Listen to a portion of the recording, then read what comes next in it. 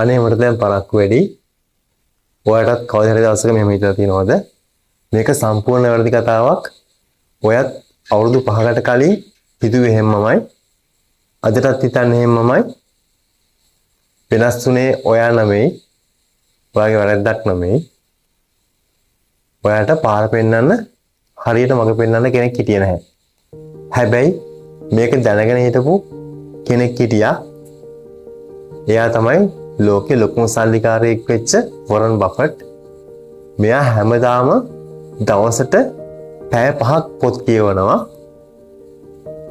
මෙයා කාලයක් තිස්සේ හැමදාම මේ වැඩේ කරනවා. අදටත් මේ වැඩේ කරනවා. මෙයා එකපාර පොහසත් තුන් නැහැ. එක්සැම්පල් එකක් විදිහට වතුර භාජනයක් ගන්න. මේකට වතුර බින්දුවක් වටනා කියලා පේන්නේවත් නැහැ.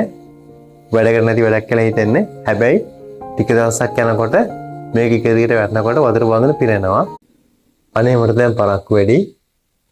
ඔයාලටත් කවදා හරි දවසක මෙහෙම හිතලා තියෙනවද? මේක සම්පූර්ණ වැරදි කතාවක්.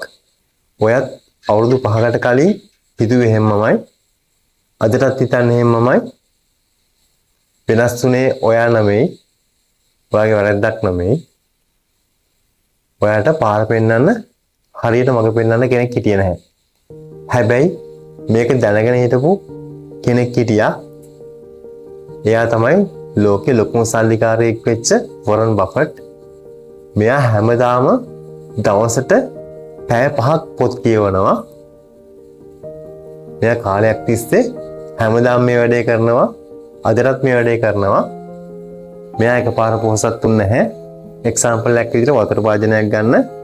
මේකට වතුර බින්දුවක් වටනා කියලා පේන්නේවත් නැහැ. වැඩ කරන්නේ නැති වැඩක් කියලා හිතෙන්නේ. හැබැයි ටික දවසක් යනකොට මේක එක දිගට වැටෙනකොට වතුර බඳුන පිරෙනවා.